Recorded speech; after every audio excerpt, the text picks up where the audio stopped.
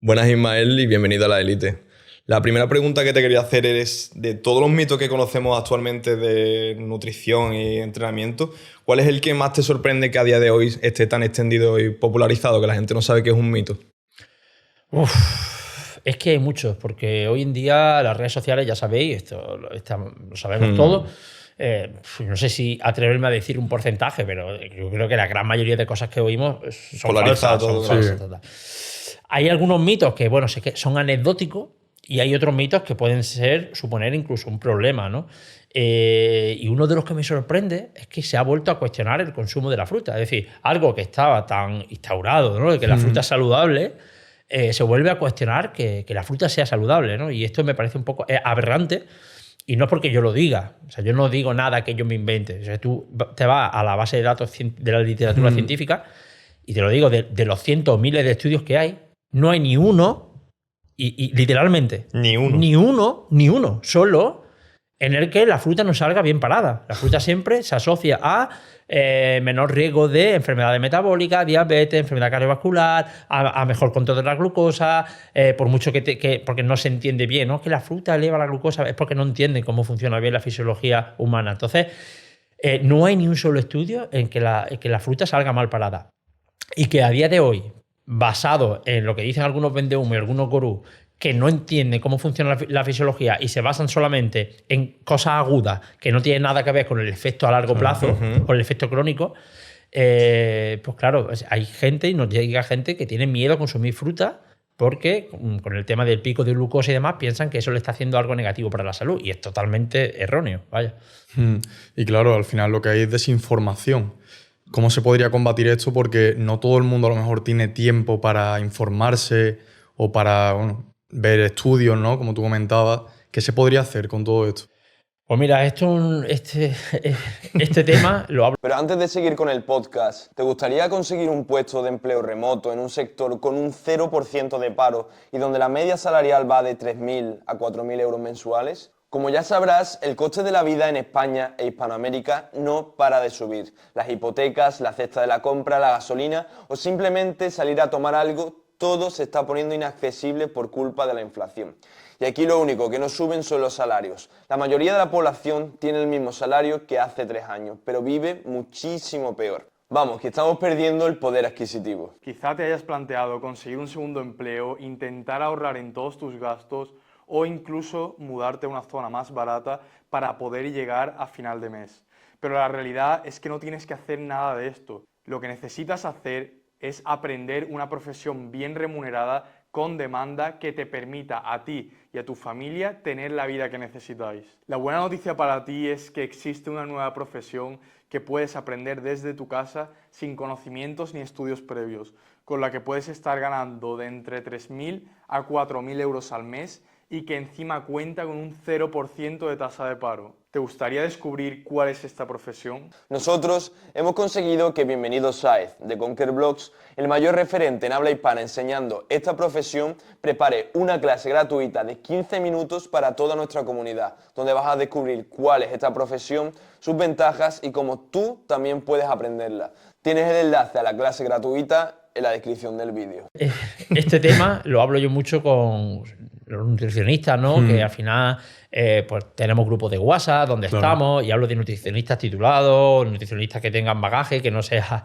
Que hoy en día todo el mundo habla de nutrición, pero no tienen ningún tipo de formación consolidada, no solo a nivel de España, sino también en otros países. Y es un tema que nos preocupa. ¿Por qué? Pues porque, como vosotros bien sabréis, al final yo creo que incluso muchos vendehumos de estos que están en redes, yo creo que lanzan mensajes alarmistas, polarizados. Claro.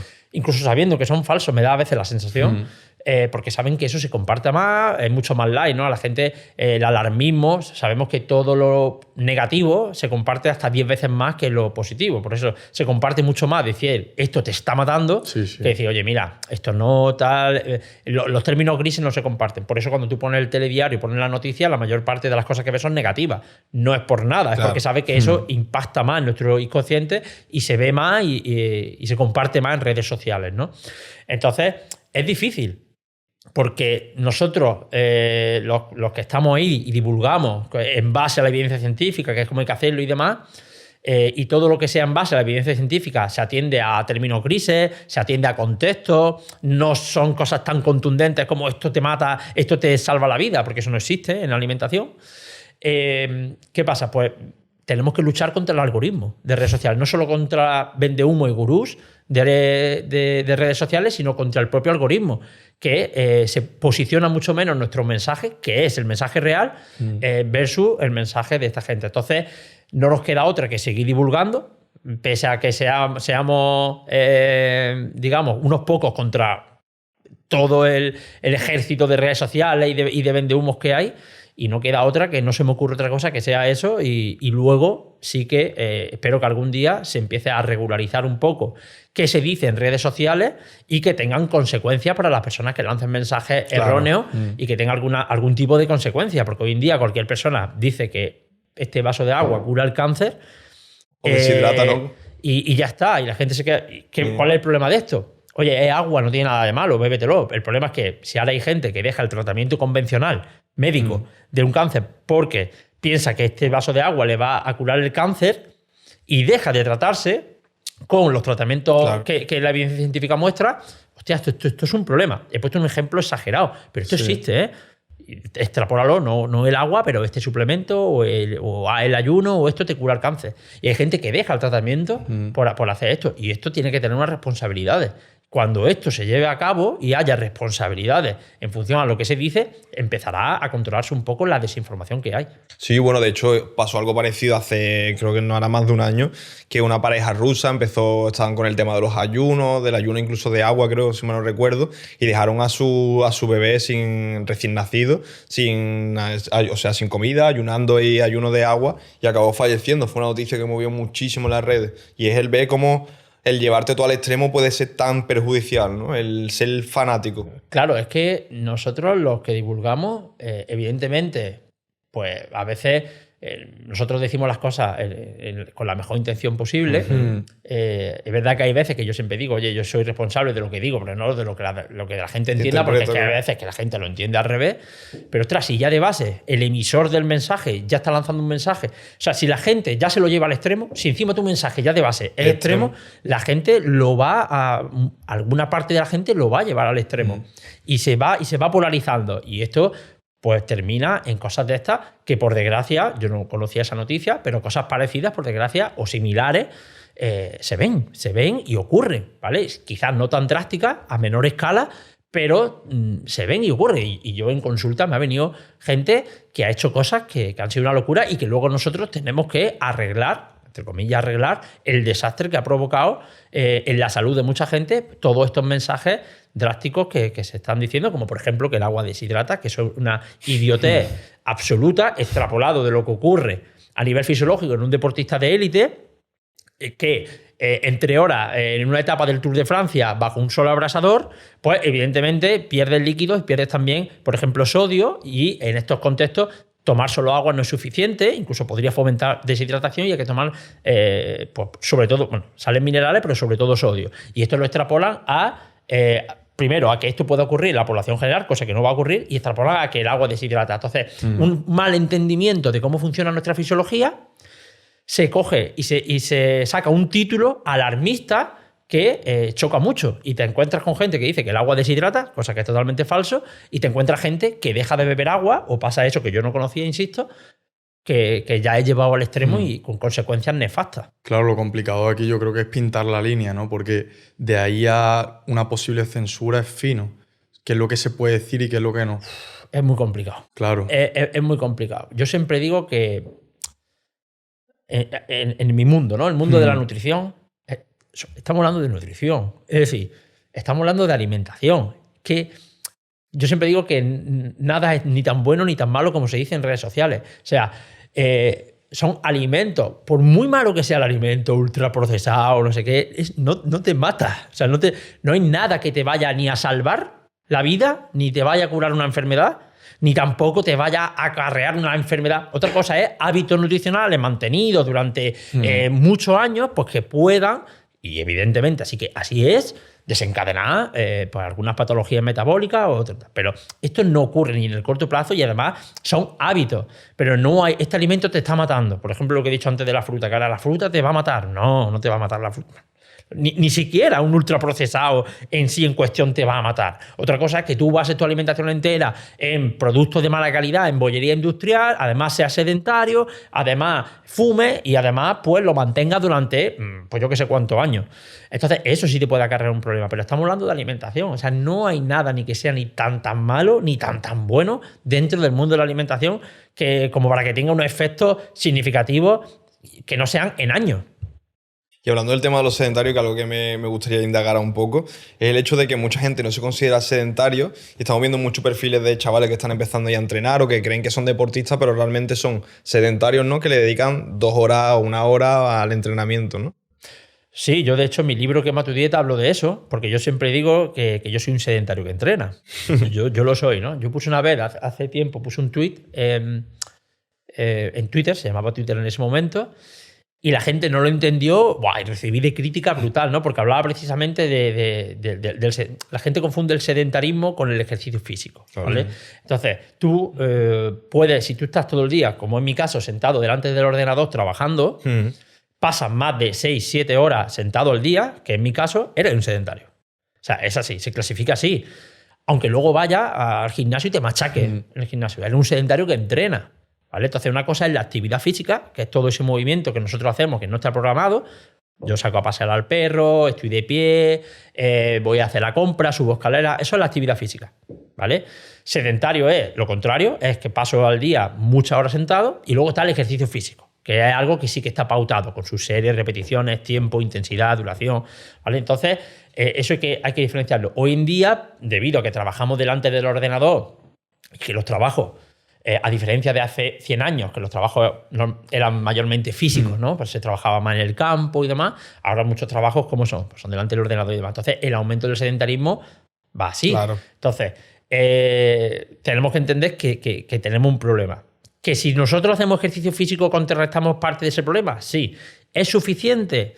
No lo sabemos. En gran parte de casos, a lo mejor no, porque también depende de cómo entrenes. Por lo tanto, es muy importante entender que si tú, en mi caso, por ejemplo, yo estoy trabajando todo el día delante del ordenador, hay algunos trucos que podemos hacer para, eliminar este efecto negativo de estar tanto tiempo sentado, que son lo que conocemos como snack de movimiento. Cada hora y media, sabemos que tú con que te levantes y durante 1 minuto, 2 minutos, simplemente haga unas sentadillas con tu propio peso, haga unas flexiones, unos burpees, subas y bajas una escalera, estás reduciendo drásticamente, y así lo muestran los estudios científicos, el efecto negativo de estar tantas horas sentados, que es nefasto estar muchas horas sentados. Y con que 1 minuto o 2 minutos cada hora y media es más que suficiente para revertir ese problema. Y en términos de salud, si tuviésemos que poner en una balanza la importancia del ejercicio físico y la nutrición, ¿cómo lo distribuirías tú?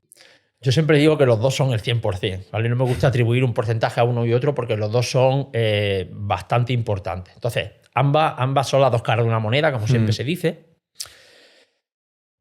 Pero si me tengo que mojar, y aquí entendedme, si me tengo que mojar, por decir algo, si yo tuviese que elegir, oye, te dan a elegir, o elige uno de los dos o te pego un tiro. O sea, en una situación de estas drásticas, me costaría saber qué elegir, pero si tengo que elegir una, elijo el ejercicio físico. Cancelado, Ismael. A la calle. Es que los que conocemos la fisiología interna y demás, y quiero insistir que obviamente las dos cosas son súper importantes, si me tengo que quedar por obligación con una, me quedo con el ejercicio físico.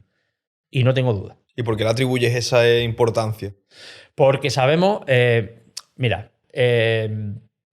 movernos está intrincado en nuestros genes. Nosotros, a lo largo de miles de años de evolución, hemos forjado nuestros genes a través de patrones de actividad física y ejercicio físico relativamente altos, que en cuestión de tiempo hemos roto por completo. Entonces, nuestro cuerpo no está adaptado para ser sedentario, ¿vale? Nuestros genes no están adaptados para ser sedentarios. Con la alimentación ha pasado un poco igual, el que hemos roto los patrones de alimentación, de comida real que conseguíamos con, pues ya sabéis, ultraprocesados y la industria alimentaria y demás. Pero no es comparable. Cuando nosotros analizamos hoy en día qué impacto tiene en nuestra salud el hacer o no hacer ejercicio físico, con qué impacto tiene en nuestra salud, comer más o menos ultraprocesado, no es comparable. Sabemos que hacer ejercicio o no hacerlo, de manera positiva o negativa, tiene un impacto más significativo en nuestra salud. Incluso puede parcialmente, ojo, no quiero decir que mientras hagas ejercicio puedes comer lo que te dé la gana. Jamás diré eso porque no es así. Pero sí que puede parcialmente cubrir el daño de una mala alimentación. Cosa que al revés no ocurre. Es decir, tú, por muy bien que comas, si tú no haces ejercicio, no vas a estar sano. Si tú haces ejercicio y aunque, hombre, si comes nefasto, no lo sé, y aunque comas regular, por decirlo de alguna manera, te puede mantener sano, ¿vale? Entonces, el impacto del ejercicio físico en nuestra fisiología humana es incluso mayor, un poquito mayor que el de la nutrición, sin desmerecer, obviamente, la nutrición, que también es muy importante. ¿Y para ti qué sería comer nefasto? Porque hay muchas personas que comen más o menos bien, pero se van, bueno, permitiendo cierta bollería y, claro, piensan que al ser en ciertos momentos específicos no es tan dañino. ¿Hasta qué punto podríamos decir que una alimentación es nefasta o no? Va a depender del contexto de cada persona, ¿vale? No es lo mismo, pues, por ejemplo, una persona como físicamente activa, que una persona sedentaria, no es lo mismo una persona que tenga X patologías que no las tenga, pero sí a grandes rasgos, una alimentación nefasta es una alimentación que está, basado. Ojo, cuando hablo de ultraprocesados, hay ultraprocesados que son saludables y que perfectamente tienen cabida dentro de nuestra dieta del día a día, ¿vale? Hablo de los malos ultraprocesados, que son gran mayoría. Basar nuestra alimentación en estos grandes ultraprocesados es el principal error, el más gordo que podemos cometer. Y además, un error unido es cuando hay una mala planificación nutricional en el día a día. Hoy en día no encontramos pues, personas, por ejemplo, porque son hoy en día con el auge que hay, ¿no? De redes sociales, de youtubers, de streamers, que hacen vida casi nocturna y que tienen una alimentación despegada de los ciclos circadianos, comiendo alta ingesta, además de este tipo de productos ultraprocesados, a deshoras, ¿no? Entonces, esa desregularización circadiana unida al consumo de ultraprocesados, y digo ultraprocesados de mala calidad, ¿vale? Bollería, snacks de patatas fritas, comida precocinada. No ¿Cuáles toda la serían de comida buena calidad? ¿Cómo? ¿Cuáles serían de buena calidad? ¿Ultraprocesados de buena calidad? Sí. Pues mira, por ejemplo, bueno, lo primero que tengo que decir es que la diferencia entre procesado y ultraprocesado no está clara. La gente dice, eso es un procesado, eso es un ultraprocesado. Eso no está claro. La propia evidencia científica no tiene claro si a veces esto entra en una categoría y en otra. Pero hablando de procesado y ultraprocesado sin hacer esta distinción, podemos encontrar aceite de oliva virgen extra, proteína de suero en polvo, soja texturizada, pan 100% integral, ¿vale? Que hay estudios en los que se ve que el pan 100% integral se asocia a mejores resultados de salud. Tofu, cualquier tipo de legumbres, por ejemplo, que podemos encontrar cocida, envasada, incluso algunos tipos de conservas de pescado, de conservas con un aceite de buena calidad o al natural. Todo este tipo de procesados o ultraprocesados, por ejemplo, la whey protein es un ultraprocesado, se asocian con resultados positivos para la salud. Ahora, hay otro, incluso a veces la comida precocinada, que suena mal, hay comida precocinada o prehecha que está bien. A veces tú vas al supermercado y te puedes encontrar un salmorejo o un gazpacho cuyos ingredientes son agua, tomate, aceite de oliva y sal. Como igual que lo hace en tu casa. Y eso está prefabricado y es un ultraprocesado. Y eso es saludable, ¿vale? Si lo que hace en casa, mejor, pero eso es saludable. Ahora, hay otro ultraprocesado que no son saludables. Por ejemplo, comida precocinada, una lasaña precocinada que tiene una cantidad de azúcar añadido, de grasas trans, grasas parcialmente hidrogenadas, aditivos. Y luego ya si nos montemos en el mundo de bollería industrial, dulces, postres, snacks salados tipo patatas fritas y demás, todo eso es nefasto, evidentemente, y basar la alimentación en eso es una alimentación nefasta para la salud. Y cuando hablamos de efectos negativos, mucha gente va a tender a asociarlo a ese superávit calórico que produce después pues, obesidad y tal. Pero en el caso de que no hubiese ese superávit calórico, pero esa persona comiera mal, ¿qué efecto dañino tendría para la salud? Lo sigue teniendo, ¿vale? Sí que sabemos que una cosa va ligada de la otra. De hecho, una alimentación basada en ultraprocesados, a lo mejor cuando eres adolescente no, pero cuando empieza a tener cierta edad, lo más normal es que se asocie a sobrepeso. Y eso ya puede tener consecuencias negativas, pero vamos a obviar ese sobrepeso. Es decir, si tú estás consumiendo este producto ultraprocesado por ejemplo, eres joven, haces medianamente activo, por lo tanto no ganas peso, pero te alimentas a base de ultraprocesados, o forman parte en un alto porcentaje en tu dieta, va a tener consecuencias a medio plazo. ¿Cuáles son de estas consecuencias? Por ejemplo, seguramente tenga una merma de la masa muscular, y no hablo de como componente estético, sino que el músculo regula hasta en un 80% tu nivel de glucosa en sangre, por lo tanto puede empezar a tener alteraciones metabólicas derivadas de una mala regulación de la glucosa en sangre. Esto puede ser una resistencia a la insulina, puede haber un aumento de los sistemas de inflamación sistémica crónica, que esto no es la típica hinchazón que la gente se confunde. Cuando habla de inflamación se creen que es distensión abdominal, confunde inflamación con distensión abdominal. Eso no es inflamación. La inflamación es una condición sistémica que ocurre en todo nuestro cuerpo, que a priori no tiene síntomas, y simplemente es que hay un aumento de las citoquinas proinflamatorias por el sistema inmune. ¿Esto qué significa? Significa que tu sistema inmunológico está detectando que hay cosas en el cuerpo que no funcionan bien y aumenta las citoquinas proinflamatorias, es decir, aumenta el factor de necrosis tumoral alfa, interleuquina 6, interleuquina 1 beta, y digamos que todo tu cuerpo en general está como inflamado, aunque tú no lo notes. Aumenta el estrés oxidativo, que es un proceso de daño celular por radicales libres que daña células, puede dañar ADN, puede dañar arterias y demás. Entonces empieza una condición patológica que, si bien a corto plazo tú no te das cuenta, sí que está dañando tu sistema, y cuando pasen X años vas a empezar a tener problemas de salud. ¿Y ese proceso proinflamatorio puede favorecer, por ejemplo, la aparición de un cáncer a pronta edad? Sí. De hecho, mira, los 3 jinetes del apocalipsis, Sí. es decir, las 3 condiciones que están detrás de, te puedo decir, todas las patologías típicas del siglo XXI no contagiosas, es decir, que no son derivadas de un virus o de una bacteria, es decir, todas las enfermedades metabólicas, incluso algunos tipos de cáncer, están soportadas por 3 pilares fundamentales, que son: 1, la resistencia a la insulina; 2, la inflamación crónica de bajo grado; y 3, el estrés oxidativo. Esas 3 cosas son las que soportan, a partir de ahí surge toda la enfermedad del siglo XXI no contagiosa. Qué locura. ¿Y cómo podríamos contrarrestar eso con alimentos antiinflamatorios, que siempre se tiende un poco como a los extremos, ¿no? ¿Cómo es para ti ese equilibrio? ¿Cómo lo podríamos encontrar, hermano? Pues mira, tú sabes lo que hay que hacer para contrarrestar. O sea, no sabes que sirve para eso, pero sabes lo que hay que hacer. Si yo te digo a ti que te devuelvo la pregunta y te digo, claro. Oye, hay una serie de condiciones patológicas que un mal estilo de vida nos lleva, que son resistencia a la insulina, inflamación y estrés oxidativo. Son derivados de nuestro estilo de vida. ¿Tú qué harías? Sin saber ni siquiera lo que son, para mejorar tu hábito de vida.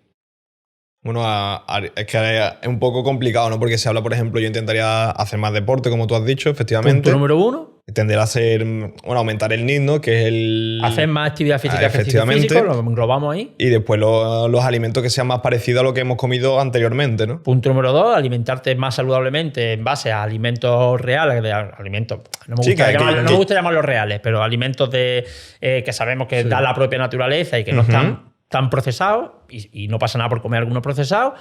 Y punto número 3, oye, pues intentar descansar bien. Reducir el estrés un poco, Vale. ¿no? ¿Esto qué pasa? Que esto lo sabe todo el mundo. Todo el mundo lo sabe, pero esto no vende. Porque no se vende. Porque si yo te digo a ti, no, lo que tienes que hacer es comer mejor, hacer ejercicio y dar estrés, y me voy para casa, esto no lo ve nadie. Ahora, si yo te digo, no, porque lo que tienes que hacer es tomar alimentos que hay porque son especiales. Es verdad que podemos hilar un poquito más fino, ¿vale? Si queréis podemos entrar, hay algunas cosas más finas. Pero esto que tú has dicho, eso es lo que hay que hacer, lo que todo el mundo sabe. Lo que pasa es que no es cool, no mola, porque eso es un mensaje que se lleva lanzando desde hace mucho tiempo. Ahora, si yo te digo que tal suplemento, o sea, al final obviamos lo que hace, o sea, la jerarquía de impacto de las cosas la obviamos hoy en día, porque claro, en redes sociales se quiere vender. El 90% de todo esto es lo que hemos dicho, esos 3 pilares. O sea, al igual que están los 3 pilares del apocalipsis, están los tres ángeles, que serían el ejercicio físico, una buena alimentación general, y podemos hilar más fino luego dentro, y un correcto descanso, gestión de estrés. Ya está. Eso nos va a dar el 90% de los beneficios. Pero ¿qué pasa? Que eso no mola. La gente quiere irse a ese 5-10% de cosas que apenas tienen impacto, el impacto es mínimo o a veces ninguno, y se centran en eso porque lo otro no mola, ¿vale? Entonces, es que este suplemento hace esto, es que si metes este alimento concreto, todas esas pequeñas cosas son mínimas. Te va a ayudar un 1%, un 0, algo por ciento, incluso algunas ni siquiera te van a ayudar. ¿Vale? Entonces, esos 3 pilares son fundamentales. Yo creo que también es, aparte de que no mole, que cuesta.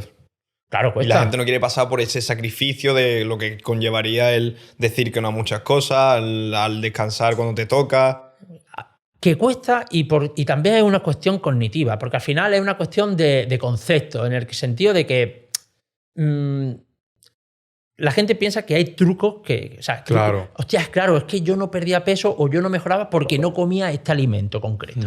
Como digo, no hay ningún alimento concreto que te vaya a salvar. Hablamos de patrones y de hay que irse más arriba. Ojo, que si hablamos de que, oye, una persona que tiene inflamación sistémica crónica, pues sabemos que un aumento de, por ejemplo, de vegetales, de verduras, de fruta, también sabemos que una dieta alta en omega 3 puede contrarrestar un poco ese efecto de inflamación, pero que realmente es una alimentación saludable que tenga inflamación o no tenga, debería ser la misma. Es que una dieta antiinflamatoria, ¿eso qué es? O sea, una dieta antiinflamatoria. Una dieta antiinflamatoria es una dieta saludable. O sea, esa dieta antiinflamatoria es la que tendríamos que consumir prácticamente todo. Luego hay contextos, si eres deportista o no. Pero en la persona media, esa es la dieta que todos tenemos que consumir. Por ejemplo, una dieta mediterránea. La dieta mediterránea es una dieta antiinflamatoria. Lo que pasa es que no, porque incluye esto. Las Luego, etiquetas. Luego se confunde. No, porque esto inflama, es que este alimento inflama. Mentira. O sea, ¿qué inflama hoy en día? Lo primero, que la inflamación en sí no es mala. Sin inflamación no viviríamos. El problema es la inflamación sistémica crónica, que normalmente suele empezar cuando hay un aumento del tejido adiposo visceral. Y esto es muy sencillo. ¿Cómo empieza la inflamación sistémica crónica? Tiene varios focos. Por ejemplo, puede ser a unos niveles altos de estrés pueden desencadenar inflamación sistémica. Pero la mayoría de personas, hoy en día, la inflamación empieza en lo que se conoce como lipoinflamación. Es decir, nuestro tejido adiposo, nuestra grasa se inflama. ¿Por qué? Los adipocitos, sabéis que son las células que almacenan la grasa, ¿no? Sí. Cuando tú empiezas a acumular grasa, los adipocitos empiezan a crecer. Llega un punto, se llama punto crítico, en que el adipocito empieza a crecer, lo que hace es como se empieza a engordar y llega a ese punto crítico. Lo que hace es que hay una hiperplasia, es decir, hay un aumento del número de células y lo que hace es que parte del contenido de grasa lo deriva a otras células. Y entonces empieza a multiplicarse el número de células, ¿vale? Esa hiperplasia, aumento del número de células, es una forma de engordar positiva. Pero ¿qué pasa? Que llega un punto en el que cuando hay mucha acumulación y sobre todo la zona visceral, la grasa subcutánea crece más por hiperplasia, pero la grasa visceral crece más por hipertrofia. Es decir, que cuando llega al punto crítico, el adipocito, en vez de dividir su contenido de grasa a otras células, sigue creciendo. Cuando sigue creciendo, se estira mucho la membrana y empieza a haber un estrés en la célula. La célula dice, ostras, y ahí es cuando se empiezan llega el sistema inmune porque detecta ese adipocito hipertrofiado como algo patológico, como si fuese un agente enemigo. Bueno, lo es, ¿no? Lo es, porque empieza a emitir radicales libres y demás. Entonces, ¿qué pasa? Las células del sistema inmune llegan y rodean a ese adipocito, que además terminan explotando. ¿Vale? Esto se llama apoptosis, bueno, o necrosis, necroapoptosis, realmente. Y se infiltran. Ese tejido adiposo se está empezando a inflamar. Células del sistema inmune están empezando a ir ahí porque están viendo que eso va a explotar, está explotando, empiezan a explotar y empiezan a infiltrarse células del sistema inmune y empiezan a emitir estas citoquinas proinflamatorias. Al principio se quedan en el tejido adiposo, se llama lipoinflamación, pero luego se emiten a la sangre. Y cuando van a la sangre empiezan a ir al resto del cuerpo. Y esto empieza a ir a nuestros músculos, a nuestros tejidos. Y esto es lo que se conoce como inflamación sistémica crónica. Y en la mayoría de personas surge por un exceso de grasa, sobre todo de grasa visceral. Y esto es lo que genera la inflamación. Y no es tanto que alimento, que es inflamatorio y demás. Que sí, que sabemos, por ejemplo, que ultraprocesados ricos en azúcar y grasas trans pueden favorecer la inflamación en sí mismos. Sí. Pero realmente la inflamación, tú te comes hoy ahora mismo un ultraprocesado y hay un proceso inflamatorio que sube y baja, no se mantiene arriba, que es la inflamación crónica. Hombre, si abusases todos los días, pues sí.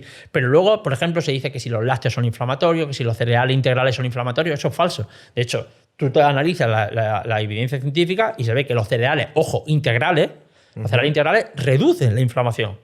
Y los lácteos, sobre todo los fermentados, incluso ligeramente también la reducen. Es decir, no es que sean proinflamatorios, sino que se consideran neutros o incluso ligeramente antiinflamatorios. Y esto no hace falta que, no lo digo yo, no hace falta ser un lumbrera. Es que tú te vas a la base de datos científicos, te lees las publicaciones y no hay ninguno, ni uno solo, igual que la fruta, pero ni uno solo, que te diga que eso es proinflamatorio. ¿Que de dónde se sacan que estas cosas de que son proinflamatorios? De mecanismos. Tú coges y dices, vale, en vez de analizar los lácteos, voy a analizar la beta-caseína A1, que es una de las proteínas que contiene la leche. De los cereales integrales voy a analizar X componente, el ácido araquidónico, ¿vale? Que está en los omega 6. Y se los da lo metes in vitro, en una célula, y le da una dosis altísima o a una rata. Y ves que tiene efectos proinflamatorios. Pero que tú no te alimentas de beta-caseína 1 de la leche, tú tomas leche o lácteo. Y no te alimentas de ácido araquidónico, tú tomas cereal integral. En los alimentos, lo que se conoce como matriz nutricional, tiene muchos componentes. Entonces, si tú aíslas un componente puede tener un efecto, pero tú te tomas la leche entera y al igual que tiene la beta-caseína 1, que puede ser proinflamatoria, la leche también tiene lactoferrina o tiene proteínas de suero que son antiinflamatorias. Entonces la naturaleza se balancea. Esto se llama matriz nutricional del alimento. Entonces tú tienes que analizar el efecto de la ingesta del alimento en sí, no de una parte. Y cuando tú tomas el alimento en sí, es incluso antiinflamatorio. Con el trigo igual, con los cereales igual. Cuando tú tomas, porque en los cereales, aparte de que puedan tener un componente en omega 6, de donde se deriva el ácido araquidónico, tienen una cantidad de polifenoles, de antioxidantes, que en el cómputo global, cuando tú te lo comes, el efecto es antiinflamatorio. El aceite de oliva tiene un 14% de grasa de palma, de aceite palmítico, el aceite de oliva. Pero claro, si tú extraes esa parte del aceite de oliva, dices, hostia, esto es malo, el aceite de oliva es malo. No, porque tú te lo tomas entero. Claro. Y tiene otros compuestos que al final hacen que el aceite de oliva sea bueno. Entonces, ¿qué pasa? Que muchos gurús en redes sociales se quedan con estos estudios que se llaman estudios mecanicistas de compuestos aislados y lanzan el titular alarmista. Y eso es lo que la gente al final lee y bueno, no solamente los gurús, sino también a veces los medios de comunicación tradicionales. No, al final la clave está en la dosis, ¿no? Porque todo puede ser o un remedio o un veneno. Encontrar ese equilibrio, ¿no? Eso es otro punto aparte. Aquí primero estás hablando de la matriz nutricional y de sacar compuestos aislados que de manera aislada tienen un efecto totalmente diferente a lo que tienen cuando tú consumes el alimento. Y luego está el tema de la hormesis, que es eso que dice, que la dosis está el veneno también. Y esto pasa con casi todo. Casi todo en nuestra fisiología cumple lo que se conoce como... tiene un efecto de campana gaussiana. Es decir, que ni lo poco ni lo mucho es bueno, ¿no? Entonces, tú empiezas a aumentar una cosa y tiene efectos positivos, pero si te pasa, empieza a tener efectos negativos, ¿no? Entonces sube y baja. Los extremos suelen ser malos en la mayoría de cosas. No te voy a decir en todas, porque a lo mejor hay alguna que no, pero en la mayoría de cosas la dosis es importante. Esto se llama hormesis. Entonces, se ven efectos negativos tanto cuando te quedas corto como cuando te pasa. Está muy de moda la autofagia ahora, ¿no? No, porque activa la autofagia, esto activa la autofagia. A ver, la autofagia es un proceso fisiológico que tú hagas lo que hagas, se va a dar. Es como decir, no voy a controlar cuando late mi corazón. O sea, la autofagia se va a dar. Es verdad que en un entorno obesogénico, cuando estamos sobrealimentados y somos sedentarios, hay una tendencia a la baja de la autofagia, que simplemente haciendo ejercicio, mejorando un poco tu alimentación, haga o no haga ayuno, ya está, ya va a funcionar bien la autofagia. Pero ahora la gente piensa que cuanto más autofagia mejor. De hecho, un exceso de autofagia es igual o más dañino que un defecto de autofagia. De hecho, un exceso de autofagia se asocia a enfermedades neurodegenerativas. Bueno, por ejemplo, el cáncer conlleva en algunos casos un exceso de autofagia, por eso también esa pérdida de tejido que se llama caquexia, que lo vemos cada vez más delgado, en parte se debe a un exceso de autofagia que se da... Pero ¿qué es la autofagia para la gente que nos esté oyendo y no conozca el concepto? Claro, yo hablo porque está muy de moda hablar de un concepto de la autofagia. En 2016 ganó el premio Nobel un japonés, que es, creo que es japonés, sí, japonés, creo que es japonés, que llevaba años estudiando la autofagia. La gente cree que la autofagia se descubrió en 2016, porque este hombre ganó el premio Nobel. Yo llevo estudiando la autofagia desde 2010. La autofagia se descubrió hace décadas. Le dieron un premio por su trabajo con la autofagia. Y la gente piensa que le dieron un premio por el ayuno. O sea, que la autofagia es una cosa y el ayuno es otra. Claro. Es decir, la autofagia es un proceso fisiológico. Es decir, es como si a mí me dan un premio porque he estudiado un poco el corazón y la frecuencia cardíaca y te crees que me lo han dado por el ejercicio. Oye, el ejercicio es un mecanismo para que aumente la frecuencia cardíaca, pero yo lo que he investigado es el proceso en sí. Con lo que quiero decir con esto es que hay otros procesos, más allá del ayuno, que aumentan la autofagia. La autofagia es un proceso de reciclaje. Nuestras células, nosotros por el metabolismo, por nuestro día a día, vamos acumulando basura metabólica. Y nuestras células tienen un proceso que es que envuelven esta basura dentro de las células, la degradan y la expulsan fuera. Este proceso es importante porque limpia las células. La acumulación de basura metabólica con el paso de años, si esta autofagia no funciona bien, pues se asocia a alguna patología, ¿no? Neurodegenerativa y demás. ¿Qué pasa? Que se descubrió que hacer ayuno mejora la autofagia. ¿Vale? Entonces, ahora la gente, el ayuno es clave porque mejora la autofagia. Lo que sabemos es lo que mejora la autofagia es la restricción calórica. Es decir, haga ayuno o no, es decir, comas 5 veces al día o comas una vez al día. Si tú estás en déficit calórico, es decir, si comes menos de lo que gastas, la autofagia se aumenta. Pero es que además lo que más aumenta la autofagia es el ejercicio físico. Entonces, simplemente, independientemente de lo que tú comas, si tú haces ejercicio físico, mejora la autofagia, incluso mejor que la alimentación. Y ahora se ha puesto de moda que hay que aumentar la autofagia a toda costa. Ya da igual quién sea, da igual, hay que aumentar la autofagia. Y esto, primero, que la autofagia funciona por sí sola y simplemente con los 3 hábitos que hablábamos antes, tu autofagia va a funcionar perfectamente. Y no tienes que estar pensando en mejorar.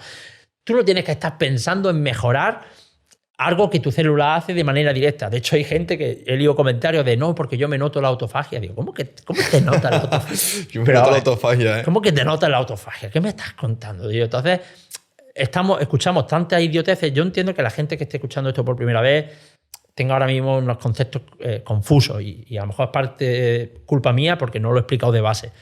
Pero esto gira en redes sociales y hay una desinformación de cómo funciona la fisiología humana, que los que llevamos años estudiando la fisiología humana, a veces ya te ríes, porque ya es que dices, ostras, es que de verdad, es que estás diciendo algo que es tan chorra como decir que esa pared es blanca. O sea, es que no voy a debatir eso. Es que es algo tan obvio y es brutal, ¿no? Lo que hay en redes sociales con este tema.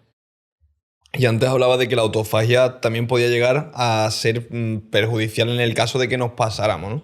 ¿Qué nos perjudica en el caso de que nos pasemos de autofagia?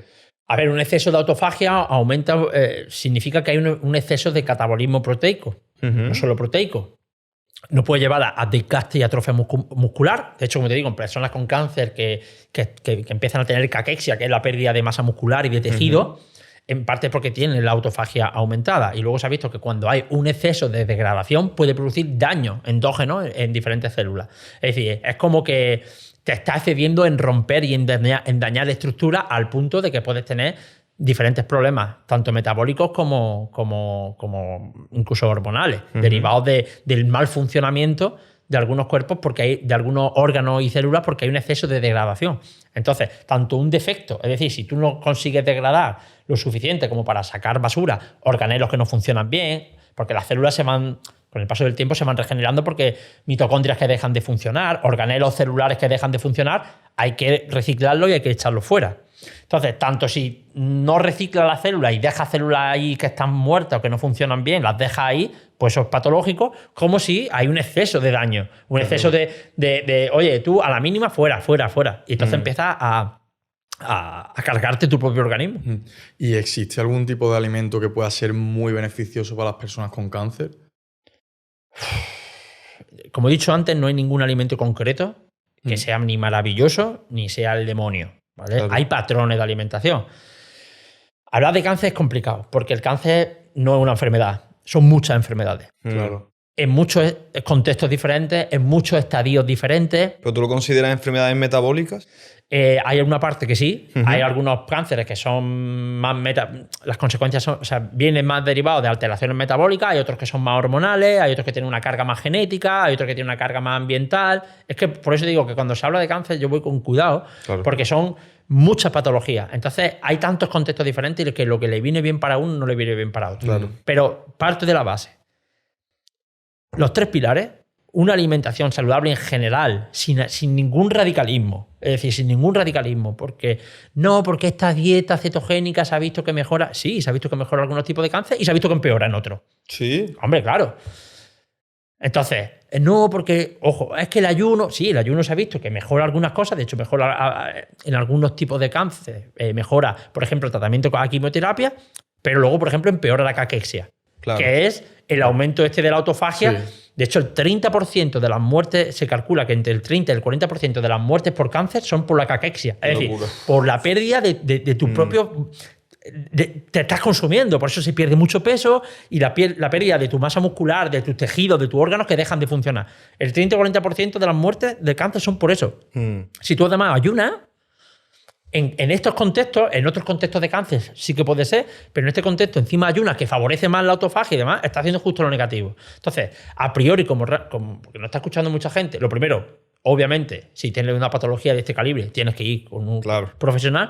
Y así, a rango general, tanto para la prevención como, pues, dieta saludable, como todos conocemos, sin nada que sea demasiado excesivo ni nada. Una dieta mediterránea de toda la vida, rica en cereal, en verdura, en fruta, en fuentes proteicas de calidad, pescado azul con omega 3, carne no grasa, pues no pasa nada porque incluya algunos lácteos, algunos huevos, porque es verdad que se ha visto que hay una asociación de los lácteos con el cáncer de próstata mínima. Sí. Pero, por ejemplo, los lácteos se ha visto que previene el cáncer de colon. Entonces, al final hay muchos matices. Pero si tú llevas una alimentación, de verdad, y lo digo claramente, si tu alimentación es más o menos saludable, independientemente incluso de que comas algún ultraprocesado de vez en cuando, algún mal ultraprocesado, si tú vas a tu alimentación en tubérculos, legumbres, cereal integral, verduras, frutas, proteínas de calidad, grasas de calidad, frutos secos, eso está, ya está. Es que no tienes que rayarte más, eso ya está bien. Rayarte más a grandes rasgos. Luego ya te digo, si luego se instaura la patología, pues podríamos mirar. Una cosa es perder peso o querer ganar masa muscular, pero así a grandes rasgos, ya está. Eso unido al ejercicio y demás. Eso, tenlo claro, que si te alimentas así, estás haciendo el 99% de lo que puedes hacer con tu alimentación para mejorar tu salud. Y luego, Ismael, estamos viendo también mucho que se tiende a demonizarnos los macronutrientes, ¿no? Por ejemplo, grasas las quitamos, proteínas las quitamos.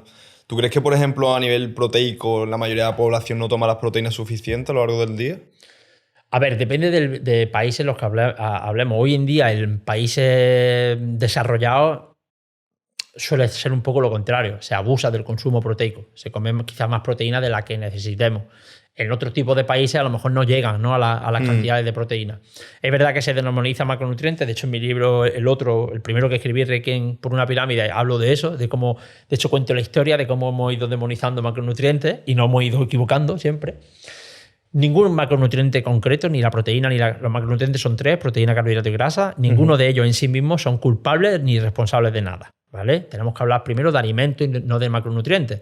Pues podemos hablar de grasa o de carbohidratos, pero es que en carbohidratos nos encontramos fruta y verdura o alimentos, y también nos encontramos pues alimentos ultraprocesados ricos en azúcares. O cuando hablamos de grasa, no es lo mismo grasa parcialmente hidrogenada, grasas saturadas, que yo qué sé, pues un aguacate o frutos secos, que ácidos grasos omega 3 o monoinsaturados, ¿no?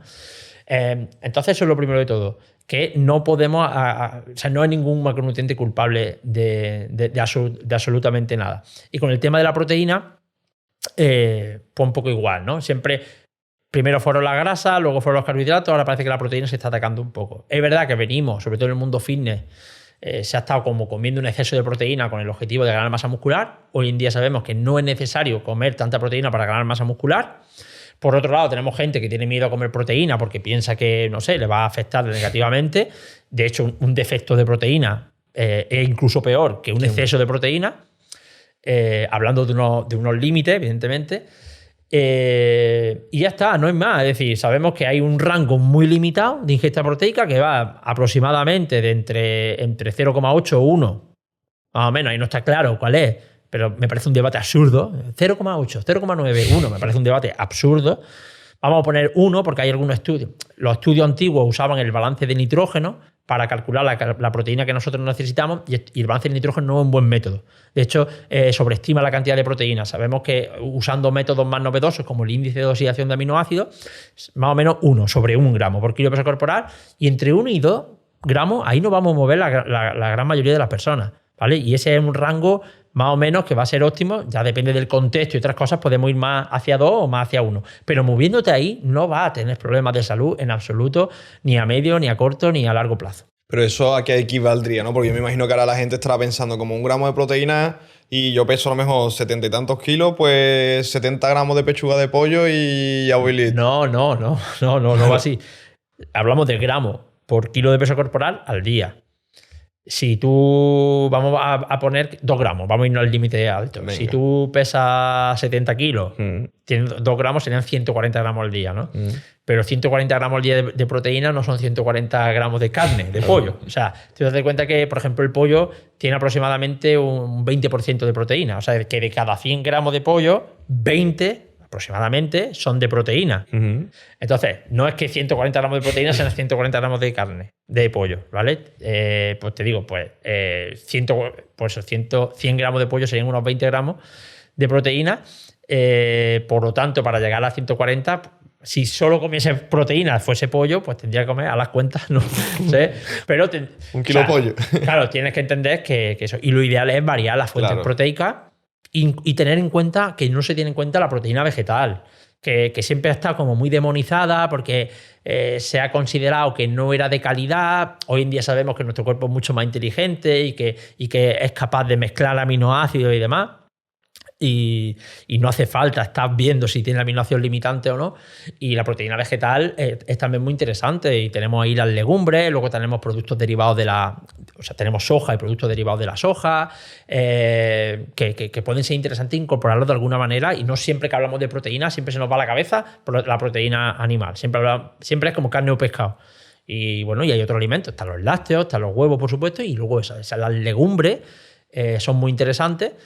Y también eso, por algunos derivados, por ejemplo, de la soja, como puede ser, pues, yo qué sé, el tofu, la soja texturizada, que está bien. Incluso hay otras proteínas texturizadas, el guisante. Hay proteínas texturizadas de guisante, que a mí me gusta hacerme hamburguesas de guisante texturizado. Ayer cené eso.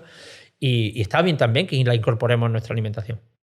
¿Y qué opinas de las personas que le piden dietas al ChatGPT? Entramos en tema bueno. Yo no he usado ChatGPT para otras cosas. Nunca directamente en este contexto. Nunca le he preguntado a una dieta ni nada. O sea que no te puedo decir hasta qué punto acierta, hasta qué punto no. Pero la alimentación es algo que va mucho más allá de lo que te pueda poner de un papel. Es decir, el nutricionista, cuando te da un papel en el sentido físico, cuando te da una dieta, eso es una parte del trabajo de un nutricionista, es decir, lo que está ahí. Porque al final la alimentación, es que una cosa es la nutrición, otra cosa es la alimentación. Están vinculadas, pero no es lo mismo. La alimentación va mucho más allá de la nutrición. La alimentación tiene muchos componentes. Componentes sociales, componentes económicos, claro. Tiene muchos componentes. Y eso hay que entenderlo.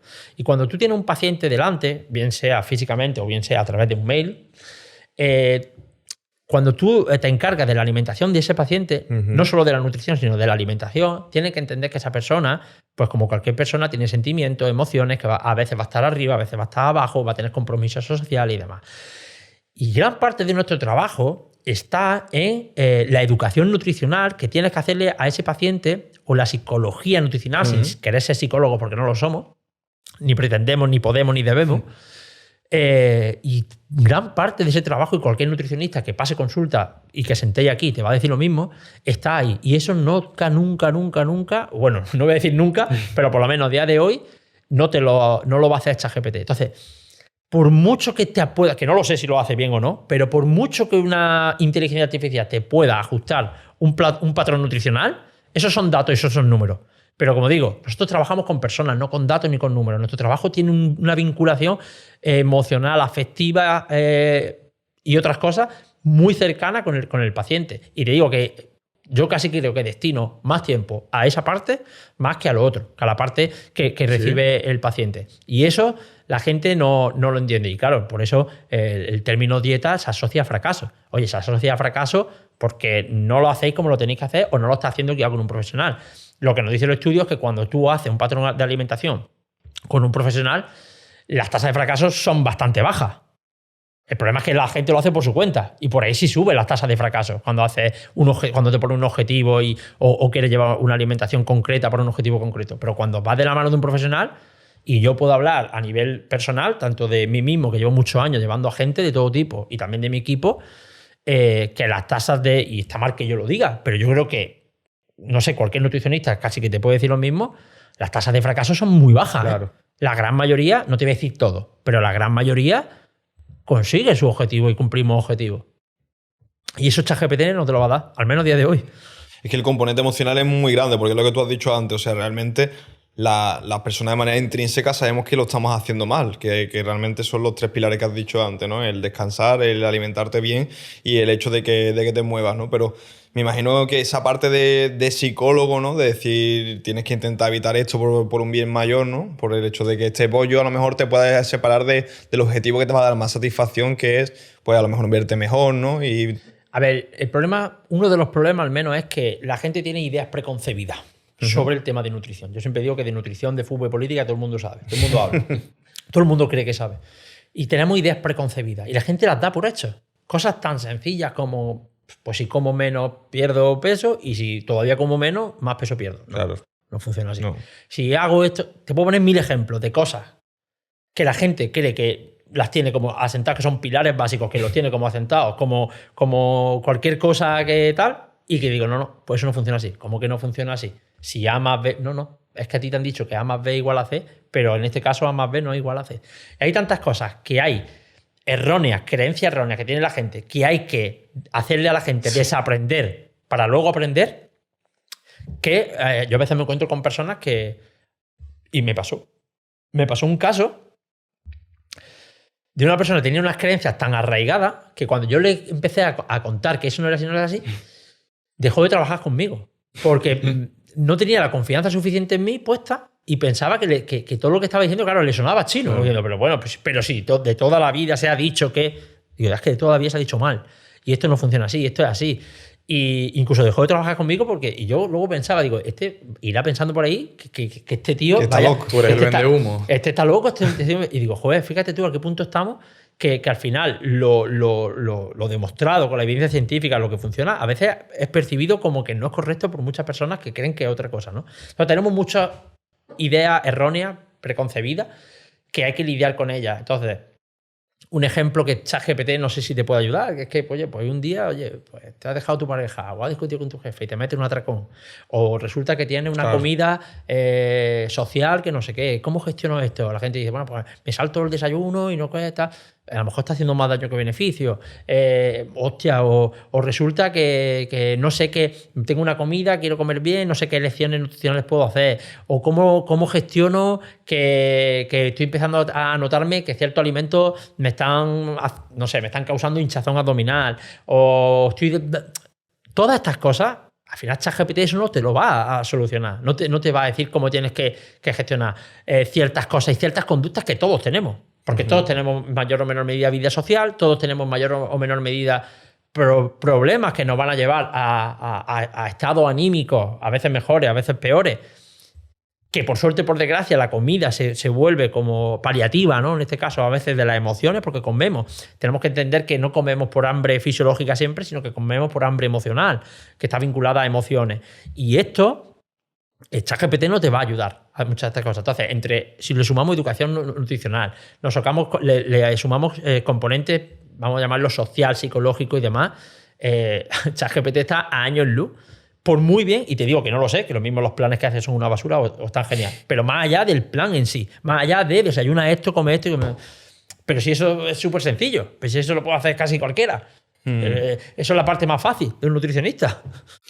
Y cuando hablamos del hambre ese que nos entra, por ejemplo, de repente, de una hora a otra, que esa necesidad imperativa de tenemos que ir a comer, ¿eso es realmente hambre o a qué le atribuimos ese término? A ver, el hambre, como digo, hay varios tipos de hambre, pero para simplificarlo, vamos a clasificar en dos, ¿no? Hambre fisiológica y hambre hedónica. Es que hambre hedónica y hambre emocional son dos cosas diferentes. Pero bueno, vamos a englobarlo en lo mismo. De hecho, estoy escribiendo un libro sobre eso. Sí, bueno. Sí, que saldrá en breve.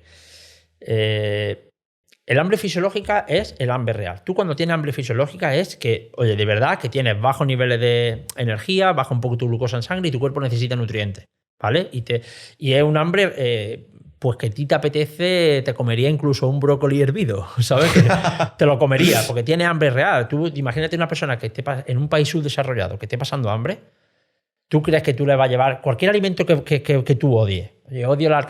Cualquier alimento que tú le lleves a esa persona, ¿se lo van a comer? O sea, si, de hecho en el libro hablo de, por ejemplo, a lo largo de la historia hemos pasado mucha hambruna. Hablo del Holodomor, que fue la hambruna que se vivió en Ucrania, la era de Stalin, y no había comida. O sea, no había comida. Entonces, fijaos cuando nosotros lo delicados que somos, pero cuando no había comida o en una guerra o tal, cuando no hay comida, mira, empezaron a desaparecer los perros de las calles. Madre mía. Hubo levantamiento, no sé si cuando desentierra un cadáver de, ¿cómo se llama? Sí, exhumación, ¿no? Sacaron cadáveres del cementerio para comérselos. Fo. Se comerciaba con brazo y pierna humanas. Madre Se mía. comerciaba. De hecho, hay fotos, yo en el libro pongo algunas, donde hay una familia que tiene puesto encima de la mesa varios miembros de algunos familiares que habían muerto y los comerciaban, te los cambio por algo de comida, no sé qué. Entonces, eso es un extremo. Claro, Obviamente sí. es un extremo del hambre real. Pero cuando hay hambre real, tú comerías casi cualquier cosa. El hambre hedónica no. El hambre hedónica es esta hambre que dice, ay, tengo hambre, pero de esto no. Me apetece y no sabe a veces, ni siquiera sabe bien qué te apetece. Ay, me apetece y normalmente te apetecen cosas hedónicas. Pues bollería, cosas dulces o cosas muy saladas, patatas fritas y demás, ¿no? Entonces, esta hambre hedónica, el hambre fisiológica cumple una función fisiológica que es nutrirte, satisfacer tus niveles de energía y de nutrientes. Y el hambre hedónica está más relacionada con aspectos emocionales, aspectos, lo que cubre una carencia, una demanda, a veces del estado anímico y demás. Por ejemplo, bajo estado de dopamina y demás. Lo típico. Cuando tú... Bueno, la típica escena, ¿no? Que alguien está con depresión y está llorando en el sofá comiéndose medio litro de helado. Claro. O si tú un día tienes un día malo en el trabajo porque tu jefe te ha despedido o has discutido con tu pareja, estás cansado, llegas a casa por la noche... Tú no quieres comerte un brócoli. Tú lo que coges es, te abres una cerveza, un vino, te metes una pizza y luego una palomita y empiezas a comer filipino. Ahí lo que estás cubriendo es una carencia emocional, una carencia de tu estado anímico, lo que se llama circuitos de recompensa a nivel de dopamina y demás. Entonces, no es que sea un hambre real y demás, incluso come en exceso. Realmente está por encima, no tiene unas necesidades nutricionales, sino que son más bien de calmar ese estado de tu cerebro ansioso o de tu cerebro estresado. ¿Y qué papel han tenido, por ejemplo, las películas? Porque tú decías la escena esa típica de una chica que le ha dejado el novio y está comiendo helado.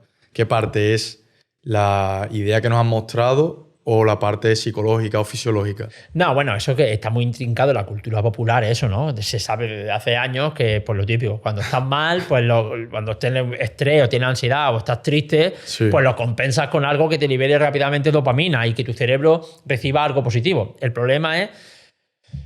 Hay muchas formas de obtener dopamina, pero la forma más rápida y más asequible es a través de comida hiperpalatable, que lleve azúcares, que lleve grasa, que esté rica, que esté buena. Es la forma más fácil de obtener la dopamina que no tienes cuando estás triste, estás cansado o tienes ansiedad. ¿Hay otra forma? Pues sí, podría tener sexo, por ejemplo, pero no es tan asequible ni siempre lo puedes tener cuando tú quieres, pero sí que puedes comprarte un ultraprocesado en cualquier momento o abrir la nevera de tu casa y coger. Entonces es muy asequible. Entonces forman parte de la cultura popular porque es algo que está más que demostrado y se representa muy bien, pues eso, pues en una película, en una serie, cuando alguien está triste, pues que a veces, pues ¿cómo lo hace? Pues con la comida. También te puede ir de compra, puede hacer otras cosas, pero normalmente es esa comida, ese típico helado, ¿no? Que te come en las películas americanas, ¿no? Sale comiéndote un helado y llorando, pues sí que corresponde a una realidad que, me refiero, no es que la cultura popular del cine no haya implantado eso en nosotros, es que es una realidad que se muestra.